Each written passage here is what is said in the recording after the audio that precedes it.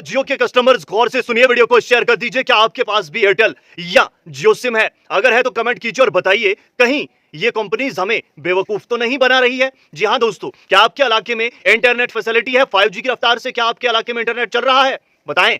क्या आपके इलाके में कॉलिंग फैसिलिटी बहुत बेहतर है? अच्छे से बात हो जाती है किसी से जब आप कॉल करते हैं?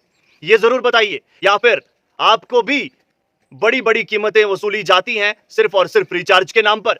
आए रोज रिचार्ज में इजाफा, लेकिन कंपनीज ये चीज नहीं देखती हैं कि जहां पर एक दूर दराज इलाके में एक शख्स रिचार्ज करवा रहा है, क्या वो फैसिलिटी जो हम वादा करते हैं उस तक पहुंच भी रही है, या फिर सिर्फ और सिर्फ रिचार्ज के नाम पर उसकी जेब पर वजन पड़ रहा है? ये कंपनी शायद इस चीज पर तवज्जो नहीं देती। इन चीजों को हमें शेयर करना चाहिए, इन चीजों पर हमें आवाज उठानी चाहिए। राघव चड्ढा जो कि एमपी है, उनकी जानिब से भी बात की गई थी इसी जमन में। उन्होंने कहा था कि जनाब, अगर आपको याद भी होगा शायद, उन्होंने कहा था कि जब रिचार्ज खत्म होता है, जो आउटगोइंग है वो तो बंद कर ही लेते हैं, लेकिन इनकमिंग फैसिलिटी को भी बंद किया जाता है, जो कि गलत है। एक मजदूर जिसको बर वक्त हो सकता है रिचार्ज ना हो, कहां से पैसे लाएगा और रिचार्ज करेगा? एक बड़ी कीमत जो है सिर्फ और सिर्फ जाया करेगा।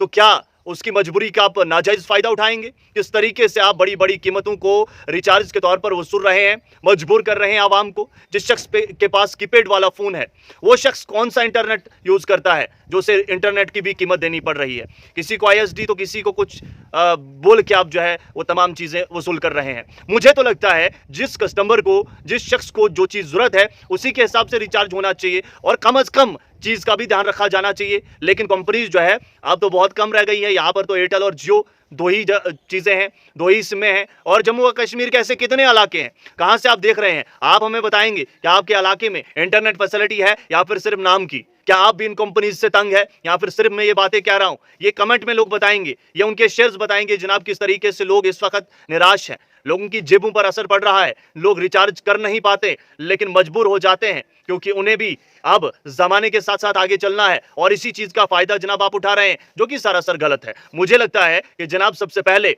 आपको अपने किए गए वादों को वफा करना चाहिए, और दूर दराज इलाकों में जहां पर आप इंटरनेट के नाम पर, जहां पर आप रिचार्ज के नाम पर बड़ी कीमतें वसूल कर रहे हैं, उन जगहों पर वो फैसिलिटी भी पहुंचनी चाहिए। 5G के नाम पर आप पैसा ले रहे हैं, लेकिन 5G कहां चल रहा है मुझे बताएं। दूर दराज ऐसे बहुत सारे इलाके हैं जहां पर 5G चल ही नहीं रहा। 5G की तो बहुत दूर की बात है जनाब, घर के अंदर जो है आप बेहतर तरीके से फोन नहीं कर पाते हैं, तो कैसे वो जस्टिफाई करेंगे आप? कैसे वो सही कहलाएंगे आप? तो उन चीजों पर तवज्जो क्यों नहीं है? क्यों नहीं कोई सुनता? क्यों नहीं कंपनीज इस पर ध्यान दे रही हैं? क्यों नहीं एक आम आदमी की सुनी जा रही है? आखिर आम आदमी कहां से रिचार्ज लाएगा और कहां से रिचार्ज करेगा? और वो भी इतनी बड़ी कीमतें। और उसके बाद जो है पहले 3 दिन की मोहलत आप देते थे, उसके बाद जो है वहां से कम कॉल आना बंद हो जाती थी, लेकिन अब तो दूसरे ही दिन कोई कॉल ही नहीं कर पाता आपको अगर आपका रिचार्ज खत्म हो जाए। जनाब, ये कैसी जबरदस्ती है? ये कैसी मजबूरियां हैं आपकी? ये गरीब आवाम की जेब पर इतना बड़ा असर पड़ रहा है और आपको टस से मस नहीं हो रहा। ये तमाम चीजें मेरे जहन में है, और मैं किसी को तनकीद का निशाना नहीं बना रहा, बस मेरा कहना यह है कि ये चीज जमीनी सतह पर हो रही है। जनाब, आपको अगर लगता है कि मैं दुरुस्त हूं तो वीडियो को शेयर करके अपने ख्यालात का इजहार जरूर कीजिए। आप सभी का मुकम्मल देखने के लिए बहुत बहुत शुक्रिया।